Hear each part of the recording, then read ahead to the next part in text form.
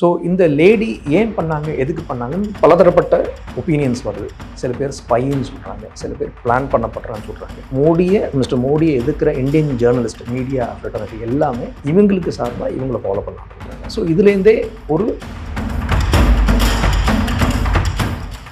Open Society ஃபவுண்டேஷனோட அஜெண்டாவை European journalism மூலிமா நிறைவேற்றிக்கிறாரு. அது மூலிமா ஃப்ரிட் ஆர்ட்டுக்கு வருது. ஃப்ரிட் ஆர்ட் மூலிமா டாக்ஸாவிசனுக்கு வருது. டாக்ஸாவிசன் அவங்க கண்ட்ரோலில் இந்த லேடி இருக்கிறதுனால இவங்க இப்படி கேள்வி வைக்கப்படுறாங்கன்னு சொல்லி ஒரு தியரி ஒன்று இப்போ தெரிய வருது. எப்படி பண்ணுவார்? இதுமாரி ஒரு நரேட்டிவை செட் பண்ணுவார். எப்படி நரேட்டிவை செட் பண்ணுவார்? மீடியாவை கைக்குள் போட்டுப்பார், சோஷியல் மீடியா இன்ஃப்ளூயன்ஸை கைக்குள் போட்டுப்பார், பணத்தை கொடுப்பார். ஸோ இவங்கெல்லாம் ஒரு நரேட்டிவை செட் பண்ணுவார். ஸோ அப்படி இதுமாரி ஒரு லிங்கில் வர ஒரு ஹிடன் அஜெண்டா தான் இந்த நார்வேயில் அரங்கேறியது. ஸோ இது வந்து வேணுன்ட்டே டெலிபரேட்டாக இன்டென்ஷனலாக நம்ம இந்தியாவோட ஸ்டேச்சரை குறைக்கிறதுக்காக பண்ணப்பட்ட விஷயம். இது வந்து மிஸ்டர் மோடியை தாக்குற விஷயம் கிடையாது. அதில் எல்லாம் நம்ம கிளியராக புரிஞ்சுக்கணும். இந்தியாவோட கிரெடிபிலிட்டியை குறைக்கிற விஷயம். அதுக்கு சில பேர் இந்தியாவிலேருந்து தோண போகிறாங்க. அதுதான் வருத்தமாக இருக்குது. நிறைய பேர் நினச்சிட்டு இருக்காங்க Norway human rights track record number 1 சொல்கிறாங்க. மைனாரிட்டி பிடிக்காதுன்னு சொல்லுவாங்க. 25% சொல்கிற ஓப்பனாகவே சொல்கிறாங்க சார். அதே முஸ்லீம் பாப்புலேஷன் ஒரு சர்வே எடுத்தாங்க. அது 60% முஸ்லீம்ஸ் என்ன சொல்கிறாங்க, நார்வேஜியன்ஸ் வந்து எங்களை டிஸ்கிரிமினேட் பண்ணுறாங்க.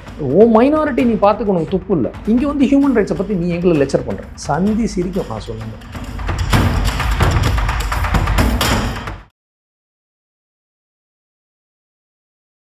இளைய பாரத நேயர்களுக்கு வணக்கம். இன்னைக்கு நம்ம நேர்களில் நம்ம சிறப்பு விருந்தினர் ஜியோ பொலிட்டிக்கல் மற்றும் கவுண்டர் டெரரிஸ்ட் ஸ்பெஷலிஸ்டான டாக்டர் பாலசுப்ரமணியம் சார் அவர்கள் தான். சார் வணக்கம் சார். வணக்கம் சார். ஜெயஹிந்த் சார். இப்போ மோடி அவர்கள் வந்து ஃபாரின் ட்ரிப் போயிட்டு இருக்கும்போது நார்வேல வந்து ஆக்சுவலாக ப்ரெஸ் ப்ரீஃப் கொடுத்துட்டு இருக்காங்க. திடீர்னு ஒரு பெண்மணி கேட்கக்கூடிய கேள்வி வந்து ரொம்ப வைரல் ஆகுது. அதுவும் இல்லாமல் அதை வந்து பாலிட்டிசேஷன் ஆக்கி இங்கே இருக்கக்கூடிய மிகப்பெரிய ஒரு விஷயமா பார்க்கப்படுது சார். அது என்னதான் நடந்தது அந்த இடத்துல? சார் இது என்னை பொறுத்த வரைக்கும் இப்போது வந்து ஓப்பன் டொமைனில் சில இன்ஃபர்மேஷன் வந்துட்டு இருக்கு. அதை பற்றி பேஸ்ட் ஆன் தட் அது ஒரு ஃபேக்சுவல் விஷயமா நினச்சி பேசணுன்னா அது ஒரு என்ஜினியர்டு ஈவெண்ட்டாக தான் தெரியும். என்ஜினியர்னா ஆர்டிஃபிஷியலாக க்ரியேட் பண்ணப்பட்ட ஒரு ஈவெண்ட். ஒரு பைலாட்ரல் ப்ரெஸ் ப்ரீஃபிங் நடக்கும்போது அந்த ஈவெண்ட்டில் ஒரு கேள்வி கேட்டு நம்ம மோடி அவர்கள் அதுக்கு பதில் சொல்லாமல் போனார்னா எவ்வளோ பெரிய இன்டர்நேஷ்னல் விசிபிலிட்டி கிடைக்கும், டிஆர்பி வியூவர்ஷிப் எப்படி போகும் அப்படிங்கிறது தெரிஞ்சு வேணும்ட்டே பண்ணியிருக்காங்க. ஓகே, அதுக்கு சில பல காரணங்கள் இருக்குது அப்படின்னு சொல்லப்படுது ஓப்பன் டொமைனில். அதுதான் உங்கள்கிட்ட நான் இப்போ பேச போகிறேன். பட் அதுக்கு போகிறதுக்கு முன்னாடி இந்த லேடி யாருங்கிறது பார்ப்போம். நீங்கள் கரெக்டாக பெண்மணின்னு சொன்னீங்க, ஜேர்னலிஸ்ட்னு சொல்ல. Okay, she is not a journalist. என்னை பொறுத்தவரைக்கும் she is not a journalist. Biased opinion உள்ள ஒரு லேடி. ஓகே, இந்த லேடி வந்து நார்வேயில் டாக்ஸாவைசன்ற ஒரு நியூஸ் பேப்பரில் ரிப்போர்ட்டராக இருக்க ஜேர்னலிஸ்ட்டாக இருக்காங்க. இவங்க பெரிய ஜேர்னலிஸ்ட்லாம் ஒன்றும் கிடையாது அவங்க. அதேமாதிரி அந்த நியூஸ் பேப்பரும் பெரிய நியூஸ் பேப்பர் கிடையாது. டாக்ஸாவைசங்கிறது டாப் 10 நார்வேயில் டாப் 10 நியூஸ் பேப்பர் லிஸ்ட்டில் கூட வரல. அவங்களோட டோட்டல் சர்க்குலேஷனே 14,000 சப்ஸ்கிரைபர்ஸ் தான் இருக்காங்க. ரொம்ப கம்மியான சப்ஸ்கிரைபர்ஸ் தான் அவங்களுக்கு. இந்த லேடியும் ரொம்ப பெரிய ஜேர்னலிஸ்ட்டு, இன்வெஸ்டிகேட்டிவ் ஜேர்னலிஸ்ட்டு, ரொம்ப ஆக்டிவிஸ்ட் எல்லாம் கிடையாது அவங்க. 2024 இவங்களோட ஆக்டிவிட்டி எப்படின்னு பார்த்தீங்கன்னா 2024 இவங்க ட்விட்டர் அக்கௌண்ட்டில் ஒரு போஸ்ட் போட்டிருக்காங்க. அதுக்கு முன்னாடி 2023 ஒன்று போட்டிருக்காங்க. அதுக்கு ஒரு 2021 போட்டிருக்காங்க. ஸோ ரொம்ப குளோபல் ஆடியன்ஸ் கூட ஆக்டிவாக இன்ட்ராக்ட் பண்ணுற ஒரு இண்டிவிஜுவல் கிடையாது அவங்க. So she is like that. இப்போ ரீசெண்டாக இந்த ஈவெண்ட் நடக்கிறதுக்கு முன்னாடி அந்த லேடியோட ட்விட்டர் அக்கௌண்ட்டு வெரிஃபை பண்ணப்படுது. வெரிஃபை பண்ணுறதுன்னா ப்ளூ டிக்னு சொல்லுவாங்க. ப்ளூ டிக் பண்ணுறதுக்கு 2 விஷயம் நடக்கணும். ஒன்று, நீங்கள் பே பண்ணணும். ஆமாம் சார். முன்னாடி 1 டைம் ஃபீயாக இருந்தது. இப்போ பீரியாடிக்காக ஒரு குறிப்பிட்ட டைமுக்கு ஒரு வாட்டி ரினியூ பண்ணிட்டே இருக்கணும்பாங்க. ஸோ அது ரிக்வயர்ஸ் ஒரு ஃபினான்ஷியல் ஆஸ்பெக்ட் ரொம்ப முக்கியமான விஷயம் அதில். செகண்ட் ஆஸ்பெக்ட் வந்து ப்ளூ டிக் யாருக்கு கொடுப்பாங்கன்னா, கிரெடிபிள் நியூஸ் பேப்பரோ ஒரு கிரெடிபிள் ஜேர்னலிஸ்டாக இருந்தால் தான் ப்ளூ டிக் கிடைக்கும்.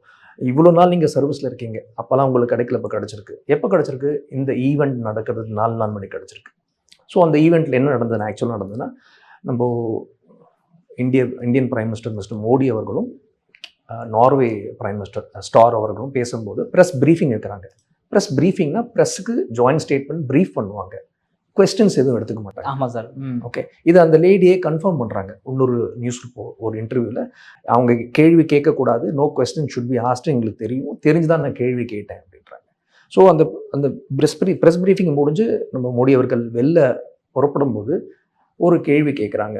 நீங்கள் வந்து எங்களுக்காக சில கொஸ்டின்ஸ் பதில் சொல்லுவீங்களா? ஃப்ரீ ப்ரெஸ், நார்வே வந்து ஃப்ரீ ப்ரெஸ் ஃப்ரீடம் தான் நம்பர் ஒன் சார் அப்படின்னு சொல்லப்படுது. இந்தியா வந்து 157th ரேங்க்னு அவங்களே சொல்கிறாங்க. அதை ட்விட்டரில் அப்புறம் போடுறாங்க, அந்த எக்ஸில் ஒரு போஸ்ட்டாக போடுறாங்க. அதுக்கப்புறம் மோடி அவர்கள் அதில் காதில் கேட்கல, அவர் மட்டும் போயிடுறாரு. நார்மலாக இது ப்ரெஸ் ப்ரீஃபிங் முடிஞ்சோம், எந்த கேள்வியும் சொல்ல மாட்டாங்க, யாருமே ஆன்சர் பண்ண மாட்டாங்க, அவங்க மட்டும் போயிடுறாரு. போடணும். இது நடந்து இந்த வீடியோ வைரல் ஆகுது சோஷியல் மீடியாவில். அது மெயின் ஸ்ட்ரீம் பேப்பர்ஸ், முக்கியமாக இந்தியன் மெயின் ஸ்ட்ரீம் பேப்பர்ஸ் அதை ரிப்போர்ட் பண்ணுறாங்க, வீடியோஸ் வருது. அதேமாரி ஆப்போசிஷன் பார்ட்டிஸ் இந்தியாவில் அதை கையில் எடுத்து கவர்மெண்ட்டுக்கு அகேன்ஸ்டாக ஒரு ப்ரெஷரை போடுறாங்க. இது தெரிஞ்சு நம்ம எம்ஏ என்ன பண்ணுறாங்க, ஈவினிங் ஒரு ப்ரெஸ் ப்ரீஃபிங் வைக்கிறாங்க. அன்றைக்கி ஈவினிங், அன்றைக்கி நைட்டுன்னு நினைக்கிறேன். அந்த ப்ரெஸ் ப்ரீஃபிங்கில் அகெயின் இந்த lady is call for an audience. அந்த லேடி அந்த ஆடியன்ஸில் இருக்கும்போது எம்ஏயோட secretary west Mister Sibi George அவர் அந்த ப்ரெஸ் ப்ரீஃபிங் கண்டக்ட் பண்ணுறாரு, கான்ஃபரன்ஸ் கண்டக்ட் பண்ணுறாரு. கண்டக்ட் பண்ணும்போது என்ன ஆகுதுன்னா, திருப்பி அந்த லேடி ஒரு கான்ட்ரவர்ஷியல் கொஸ்டினை கேட்குறாங்க. இதுமாரி வந்து why should we trust you? அந்த லேடி நார்வேஜின் கவர்மெண்ட் சார்பாக கேட்குற மாதிரி ஒரு கேள்வி கேட்குறாங்க. why should we trust you? இந்தியாவில் அவ்வளோ ஹியூமன் ரைட்ஸ் வயலேஷன்ஸ் இருக்குது, நாங்கள் ஏன் உங்களை நம்பணும்? அதேமாரி உங்கள் பிரதம மந்திரி இந்தியன் மீடியாவுக்கு ஏன் பேட்டி கொடுக்க மாட்டேன்றாரு அப்படின்னு இந்தியன் மீடியாவுக்கு பேட்டி கொடுக்காத நார்வேல ஒரு ஜேர்னலிஸ்ட் கேட்குறாங்க. அப்போ இது ஏதோ மோட்டிவேட்டட், ஏதோ சம்திங் இஸ் பிஹைண்ட் திஸ்ங்கிறது நம்ம கிளியராக புரிஞ்சுக்கணும். உடனே அந்த மிஸ்டர் சிபி ஜார்ஜ் அவரை பேச விடாமல் திருப்பி கேள்வி கேட்குறாங்க. அவர் சொல்கிற, இந்த ப்ரெஸ் கான்ஃபரன்ஸ் நான் தான் கண்டக்ட் பண்ணுறேன், நீங்கள் கேள்வி கேட்டீங்க, நான் பதில் சொல்ல விடுங்கன்றாங்க. திருப்பி இன்டர் பண்ணிட்டே இருக்காங்க. ஒரு லெவல் ஆர்கியூமெண்ட் மாதிரி வருது. அவங்க கோச்சிட்டு எழுந்துட்டு போயிடுறாங்க அந்த லேடி. திருப்பி கொஞ்ச நேரம் கழிச்சு திருப்பி உள்ளே வராங்க. மிஸ்டர் சிபி ஜார்ஜ் எக்ஸ்பிளைன் பண்ணுறாரு, எங்கள் சிவிலைசேஷன் ரொம்ப பழமையானது, ஹியூமன் ரைட்ஸ் வயலேஷனுங்கிறது ஏதோ செலக்டிவாக அங்கங்கே நடக்கிறத ரிப்போர்ட்ஸை வச்சுட்டு, பயஸ்ட் ரிப்போர்ட்ஸ் வச்சுட்டு நீங்கள் வந்து பேசிகிட்டு இருக்கீங்க, உண்மை என்னன்னு நீங்கள் புரிஞ்சுக்கோங்க அப்படின்னு சொல்லி புரிய வைக்கிறாரு. அதோட முடிஞ்சு போயிடுது. ஸோ இந்த ஈவெண்ட்டை சோஷியல் மீடியா வைரல் ஆகுது. சோஷியல் மீடியா ட்ராக்ஷன் ஆனோன்னா மெயின் ஸ்ட்ரீம் மீடியா அதை எடுத்துக்கிறாங்க. மெயின் ஸ்ட்ரீம் மீடியா எடுத்தோன்னா opposition parties, Indian opposition parties, ஏன்னா காங்கிரஸ் பார்ட்டி இதை எடுத்து நம்ம மிஸ்டர் மோடியை தாக்குறாங்க. இதுமாரி வந்து நம்ம வந்து பிரதம மந்திரி வந்து பத்திரிகைக்கு பேட்டி கொடுக்க மாட்டேன்றார் 2014 இது வெளிநாட்டு ஊடகம் வரைக்கும் அது சந்தி சிரிக்குதுங்க ஒரு மக்கள் நையாண்டியாக நம்ம பிரைம் மினிஸ்டரை ரொம்ப ரெடிக்யூல் பண்ணுறாங்க. ஆப்போசிஷன் பார்ட்டிஸ் எல்லாம் சேர்ந்து பண்ண, இதுதான் ஆக்சுவல் பேக்ரவுண்ட். ஸோ இந்த லேடி ஏன் பண்ணாங்க, எதுக்கு பண்ணாங்கன்னு பலதரப்பட்ட ஒப்பீனியன்ஸ் வருது. சில பேர் ஸ்பைன்னு சொல்கிறாங்க, சில பேர் பிளான் பண்ணப்பட்டான்னு சொல்கிறாங்க. அவங்க ஸ்பையாக பிளான் பண்ணப்பட்டாங்களான்னு தெரியல. பட் அதுக்கு அவங்க பதில் சொல்கிறாங்க, நான் ஸ்பையும் கிடையாது, நான் யாருக்காகவும் ஒர்க் பண்ணலை, என்னோட ஜேர்னலிஸ்ட் அப்படிங்கிற ப்ரொஃபஷனுக்கு நான் தார்மீக ரீதியாக கடமைப்பட்டிருக்கேன், என்னோட கடமை தர்மத்தை தான் நான் செஞ்சேன்னு அவங்க ட்விட்டர் போஸ்ட் போடுறாங்க. இப்போ டெய்லி எக்ஸில் போஸ்ட் பண்ணுறேன், இவ்வளோ நாள் போஸ்ட்டே போடல, இப்போ டெய்லி போடுறாங்க. ஸோ அவங்களோட 2024 ஃபாலோவர் லெவல் பார்த்தீங்கன்னா 800 பேர் தான் அவங்க ஃபாலோவர்ஸ். இன்றைக்கி அவங்களோட ஃபாலோவர்ஸ் வந்து 20,000 பேர். ஓவர் நைட் செலிப்ரிட்டி ஆகிறாங்க. ஓகே, இந்தியாவில் யாரெல்லாம் மிஸ்டர் மோடி எதிர்க்கிறாங்களோ அவங்க எல்லாமே இந்தியன் மீடியாவில் மிஸ்டர் ரவீஷ்குமார் என்டிடிவிலேருந்து ரிசைன் பண்ணவர். ஓகே, அப்புறம் மிஸ்டர் துருவ் ரத்தின் ஒரு யூடியூப் இன்ஃப்ளூயன்சர் ஜெர்மனியில் உட்காந்து பேசுவார், இந்தியாவுக்கே வரமாட்டார், அங்கே உட்காந்து கதையாக அள்ளி விடுவார். அவர் பேசுகிறாரு. அவர் வந்து இவங்களை ஃபாலோ பண்ண ஆரம்பிக்கிறாங்க. அதுமாரி அர்ஃபா கானும்னு ஒரு வயர்னு ஒரு journalist, she is anti Modi, anti BJP, அவங்க ஃபாலோ பண்ணாங்க. இதுமாரி மிஸ்டர் மோடியை எதிர்க்கிற இந்தியன் ஜேர்னலிஸ்ட் மீடியா ஃப்ரெட்டர்னிட்டி எல்லாமே இவங்களுக்கு சார்பாக இவங்களை ஃபாலோ பண்ண ஆரம்பிக்கிறாங்க. ஸோ இதுலேருந்தே ஒரு ஹிடன் லிங்க் இருக்கிறது நம்ம புரிஞ்சுக்கணும். இது என்ன மோட்டிவேஷன் அப்படிங்கிறத நிறைய பேர் தெரிஞ்சுக்கணும்னு ஆவலாக இருக்காங்க. இப்போ நான் சொல்ல போகிறது எல்லாமே ஓப்பன் டொமைனில் நிறைய பேர் டிஸ்கஸ் பண்ணதான் நான் உங்கள்கிட்ட சொல்கிறேன். என்னோடய பர்சனல் ஒப்பீனியும் ஆர் எனக்கு தெரிஞ்ச இண்டிவிஜுவல் டேட்டாவை நான் உங்கள்கிட்ட கொடுக்க போகிறதில்ல. பல லாங்குவேஜில் பலருக்கு டிஸ்கஸ் பண்ணுறத உங்களுக்கு புரிகிற மாதிரி ஷார்ட்டாக ப்ரீஃபாக சொல்கிறேன். ஸோ இது 2 விஷயம் இந்த ஈவெண்ட்டில் முக்கியமாக நான் பார்க்கணும் சார். அந்த பேப்பரோட பேக்ரவுண்ட், இந்த லேடியோட பேக்ரவுண்ட் நான் இப்போ ப்ரீஃபாக எக்ஸ்பிளைன் பண்ணிட்டேன் உங்களுக்கு. ஸோ அந்த பேப்பர், அவங்க ஒர்க் பண்ணுற பேப்பர் வந்து டாக்ஸா வைசன், அந்த பேப்பரோட பேக்ரவுண்ட் என்னென்னு பார்த்தோம்னா ஜார்ஜ் சோரஸோட லிங்க் இருக்குது. ஜார்ஜ் சோரஸோட லிங்க் எப்படி வருதுன்னா, அந்த டாக்ஸா வைசனுக்கு ஃப்ரிட் ஆட் ஃபவுண்டேஷன் அப்படின்னு ஒரு ஃபவுண்டேஷன் இருக்குது. Democratic advocacy group, Norway based ஒரு ஃபவுண்டேஷன். அந்த ஃபவுண்டேஷன் வந்து இந்த டாக்ஸா வைசனுக்கு ஸ்காலர்ஷிப் கொடுக்குறாங்க, கிராண்ட் கொடுக்குறாங்க. ஜேர்னலிஸ்ட்டுக்கெலாம் ஸ்காலர்ஷிப் கொடுக்குறாங்க, கிராண்ட் கொடுக்குறாங்க, ஃபண்டிங் கொடுக்குறாங்க. சரிங்களா? அந்த ஃப்ரிட் ஆட் ஃபவுண்டேஷனுக்கு நார்வே சாப்டர் அந்த ஃப்ரிட் ஆட் ஃபவுண்டேஷன் ஹேண்டில் பண்ணுறாங்க.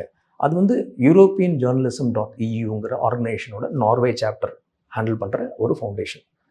அப்போ யூரோப்பியன் ஜேர்னலிசம்.eu என்ன பண்ணுவோம்னா, ஜேர்னலிசம் அண்ட் அட்வொகசி வளர்க்குறதுக்காக டொனேஷன் கொடுக்கும் பல நியூஸ் பேப்பர்ஸ்க்கு.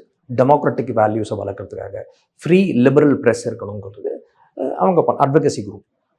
ஸோ இந்த இயூவோட, இந்த யூரோப்பியன் ஜேர்னலிசம்.euவோட நார்வே சாப்டர் தான் இந்த ஃப்ரிட் ஆட். அவங்க தான் இந்த டாக்ஸா விசனுக்கு ஃபண்ட் கொடுக்குறாங்க. இந்த டாக்ஸா விசனில் ஒர்க் பண்ணுற பொண்ணு தான் இந்த பொண்ணு. ஓ, புரியுது எனக்கு.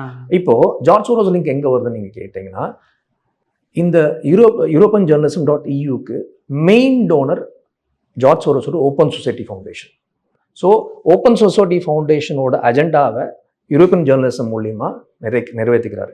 அது மூலியமாக ஃப்ரிட் ஆர்ட்டுக்கு வருது. ஃப்ரிட் ஆர்ட் மூலியமாக டாக்ஸா விசனுக்கு வருது. டாக்ஸா விசன் கண்ட்ரோலில் இந்த லேடி இருக்கிறதுனால இவங்க இப்படி கேள்வி வைக்கப்படுறாங்கன்னு சொல்லி ஒரு தேரி ஒன்று இப்போ தெரிய வருது.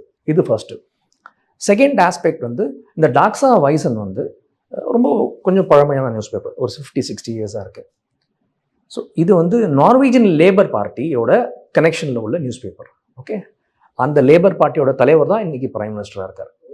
அந்த அதர் ஒரு லீடர் தான் மிஸ்டர் ஸ்டோர். ஸோ இந்த நார்வீஜியன் லேபர் பார்ட்டி வந்து ஒரு லெஃப்ட் சென்ட்ரிஸ்ட் ஒரு பார்ட்டி, ஒரு சோஷலிஸ்ட், ஒரு கம்யூனிஸ்ட் ஐடியாலஜி, ஒரு லெஃப்ட் விங் ஐடியாலஜி உள்ள பார்ட்டி.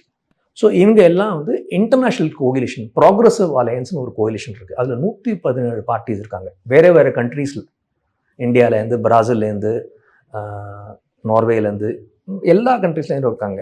எல்லாருக்கும் ஒரே எண்ணம் என்னன்னா, ஒரு சோஷலிஸ்டாக அஜெண்டாவை புஷ் பண்ணுவோம், டெமோக்ராட்டிக்ஸ் வேல்யூஸ் புஷ் பண்ணுவோம், ரைட் விங் இன்ஸ்டிடியூஷன்ஸை உள்ளே வரக்கூடாதுங்கிறது ஹிடன் அஜெண்டா. இது அவங்க வெப்சைட்டே இருக்கு, யாரானோ போய் பார்க்கலாம். அதில் இந்தியாவிலேருந்து 2 பார்ட்டி மெம்பர். ஒன்று வந்து சமாஜ்வாடி பார்ட்டி, இன்னொன்று நம்ம Congress party. So டாக்ஸா vision control பண்ணுற பார்ட்டியும் காங்கிரஸ் பார்ட்டியும் ஒரே அலையன்ஸில் மெம்பர்ஸாக இருக்காங்க. ஓகே, அந்த அலையன்ஸோட நோக்கமே ரைட் விங்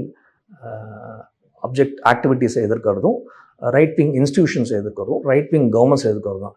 இந்த நேம் ஆஃப் டெமோக்ராட்டிக் வேல்யூஸை ப்ரொடெக்ட் பண்ணுறேன்ற பேர் போர்வேல அதே டெமோக்ராட்டிக் வேல்யூஸை அழிக்கிற அலையன்ஸ் தான் இந்த ப்ரோக்ரெசிவ் அலையன்ஸ். என்ன எப்படி ப்ரொடெக்ட் பண்ணுறாங்கன்னா, கவர்மெண்ட்டை கவுப்பாங்க. யார்? George Soros.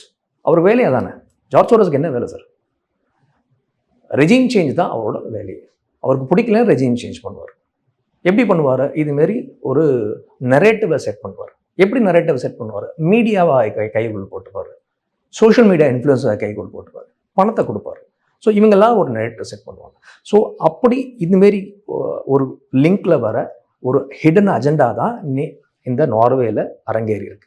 ஓகே, இது எதுக்கு அரங்கேறி இருக்கு அப்படின்னா, 2 விஷயம். ஒன்று வந்து இந்தியாவோட கிரெடிபிலிட்டி இன்டர்நேஷ்னல் லெவலில் கம்மியாகணும், அது எல்லாரும் ரெடிக்யூல் பண்ணணும். இன்னும் வந்து டொமஸ்டிக் பாலிடிக்ஸில் நம்ம கவர்மெண்ட்டை சாடுறதுக்கு ஒரு காரணம் தேவை, அதுவும் நடந்தேறிருக்கு. முக்கியமான ஒரு காரணம் ஒன்று இருக்குது. என்னென்னா, இப்போ நம்ம பிரதம மந்திரி அங்கே போனதுக்கு ஒரு முக்கியமான காரணம் அப்படின்னு சொல்லப்படுது. இன்னும் அது அஃபிஷியலாக வெளில வரல. என்னென்னா, நார்வீஜியன் சாவரன் ஃபண்டுன்னு ஒன்று இருக்குது. லார்ஜஸ்ட் சாவரன் ஃபண்ட் வேர்ல்டுலே, $2 trillion USD. இன்ஃபேக்ட் நம்ம இந்தியா ஜிடிபியில் half அந்த ஃபண்டோட இருக்குது. அந்த ஃபண்டு எப்படி உருவாச்சுன்னு ஃபஸ்ட் நம்ம புரிஞ்சுக்கணும். நார்வேல வந்து ஆயில் ரிசர்வ்ஸ் 1960s 70s கண்டெடுக்கப்பட்டது. இன்றைக்கி வரைக்கும் அவங்க 2 million barrels per day அவங்களால ஆயில் ப்ரொடியூஸ் பண்ண, க்ரூட் ஆயில் ப்ரொடியூஸ் பண்ண முடியும்.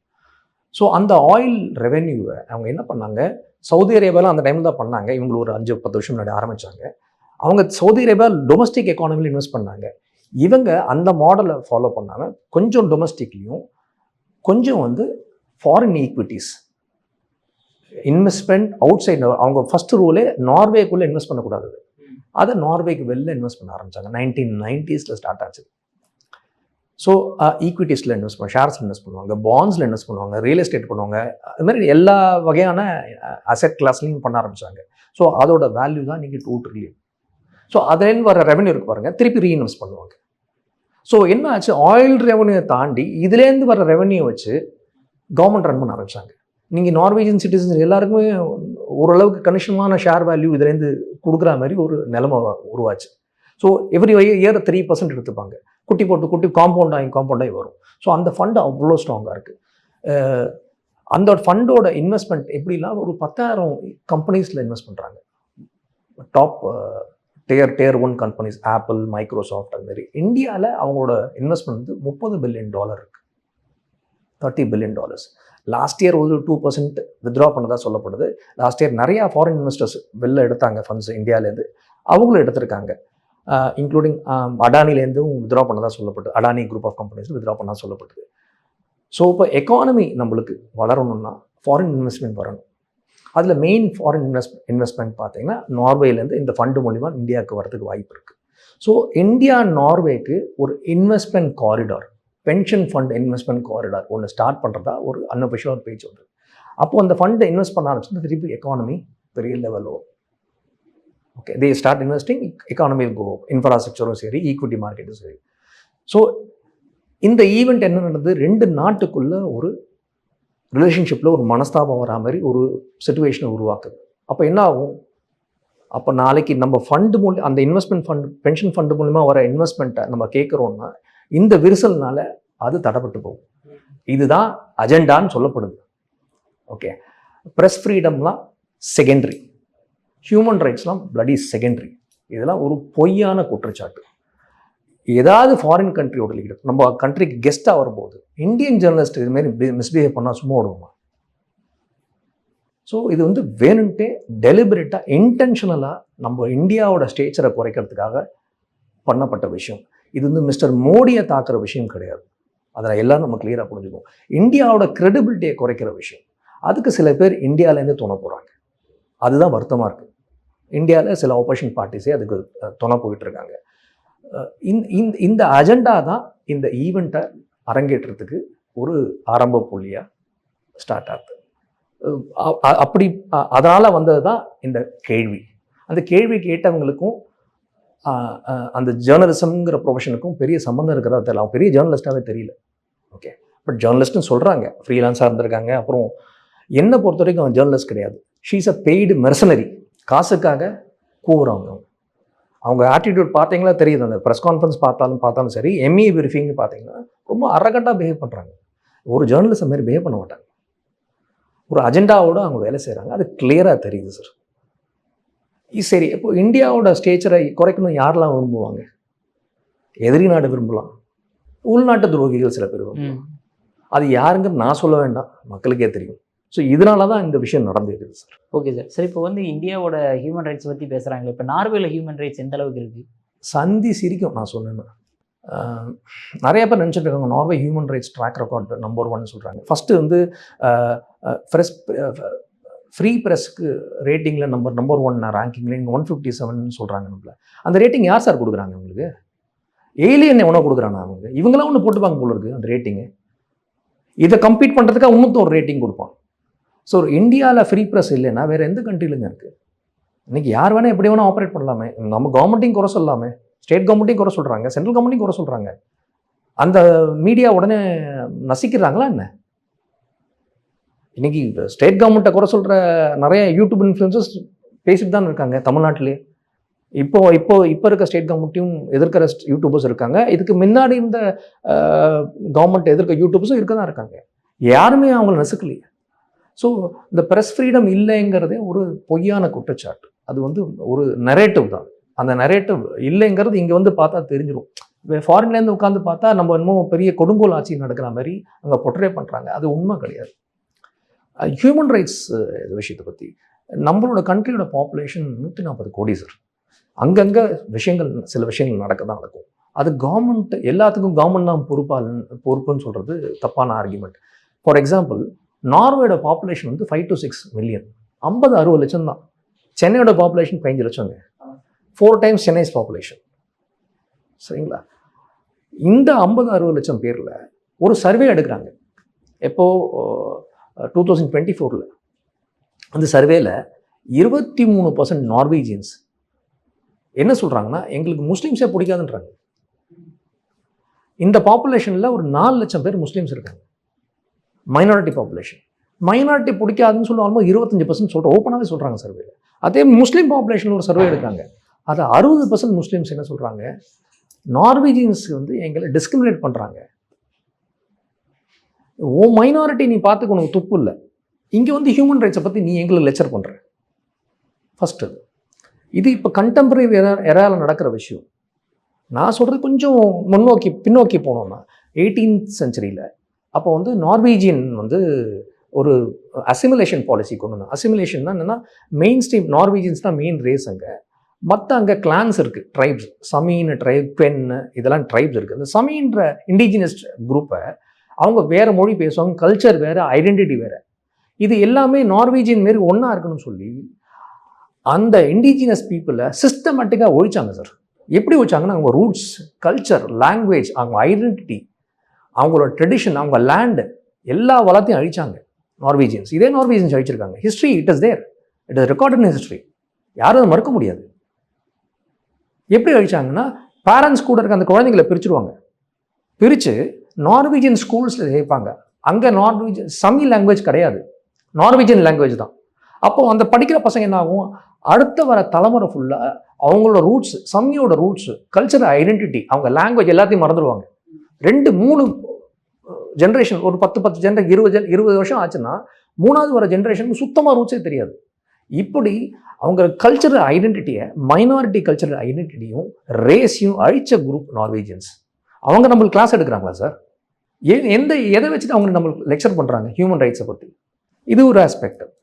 இதை 2024 நார்வீஜியன் பார்லிமெண்ட்டே ஒத்துட்டு மன்னிப்பு கேட்டிருக்கு. நாங்கள் வந்து பெரிய அநீதி அழிச்சிட்டோம் உங்களுக்கு அப்படின்னு. இது 1960 நிறுத்திட்டாங்க. ஆனாலும் இன்னைக்கு வரைக்கும் அந்த டிஸ்கிரிமினேஷன் கண்டினியூ ஆகிட்டு தான் இருக்காங்க சொசைட்டியில். இன்னைக்கு வரைக்கும் நடந்துட்டு இருக்குது. இன்னைக்கு வரைக்கும் அந்த ஸ்வீடன், நார்வேல இருக்காங்க அந்த குரூப். அவங்க போய் கேட்டாங்கன்னா இன்னைக்கு வரைக்கும் நாங்கள் புறக்கணிக்கப்படுறோம் தான் சொல்கிறாங்க.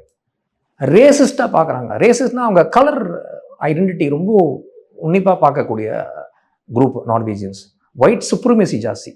ஒயிட் சுப்ரீமசினா brown skin, black skin, wheatish ஸ்கின்லாம் ஒத்துக்க மாட்டாங்க, மனுஷனே மதிக்க மாட்டாங்க.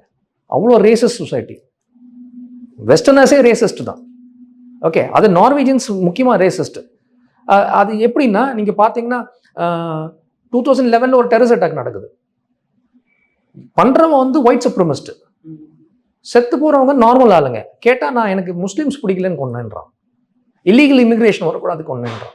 இப்படி இன்டாலரன்ட் சொசைட்டியை நீங்கள் வச்சுட்டு எங்களுக்கு எப்படி இப்போ பாடம் எடுக்கலாம் நீங்கள்?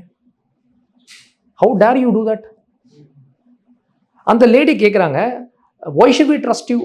நான் கேட்குறேன், நீ யாருமா first? Who are you first? இது கவர்மெண்ட் டு கவர்மெண்ட் நெகோசியேஷன் நடக்குது, பைலாட்டர் நடக்குது. Government is trusting Indian government. What is your problem in that? So இது வென்ட்டு அஜெண்டா ட்ரிவன் கொஸ்டின்ங்கிறது இது கிளியராக அப்பட்டமாக புரியுது.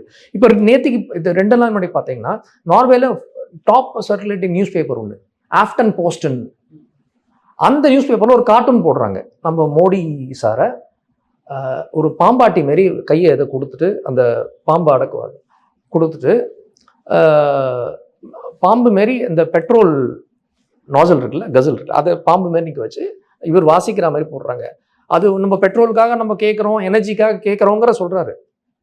பட் ஆனால் மோடி சாரை எப்படி சித்தரிச்சிருக்காங்கன்னா, ஒரு அழுக்கு ஜிப்பா, ஒரு அழுக்கு வேஷ்டி, ஒரு சாதாரண ஒரு இது வந்து கொலோனியல் மைண்ட் செட்.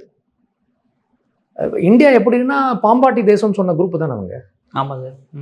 அந்த கொலோனியல் மைண்ட் செட் இங்கே. அப்போ யாருங்க ரேசிஸ்ட்டு? ஹியூமன் ரைட்ஸ் யார் வயலேட் பண்ணுறாங்க? என்ன நீங்கள் மனுஷனாக கூட மதிக்கலையே, நீங்கள் எப்படி ஹியூமன் ரைட்ஸ் கிளாஸ் எங்களுக்கு எடுக்கலாம் நீங்கள்? ஸோ இது டெலிபரேட்லாம் இன்டென்ஷனாக பண்ணப்பட்ட ஒரு விஷயம் சார். சார் இது வந்து நார்வேயின் பிரைம் மினிஸ்டருக்கு தெரியாமல் அவர் வந்து இதை வந்து கண்டிச்சிருக்காரு.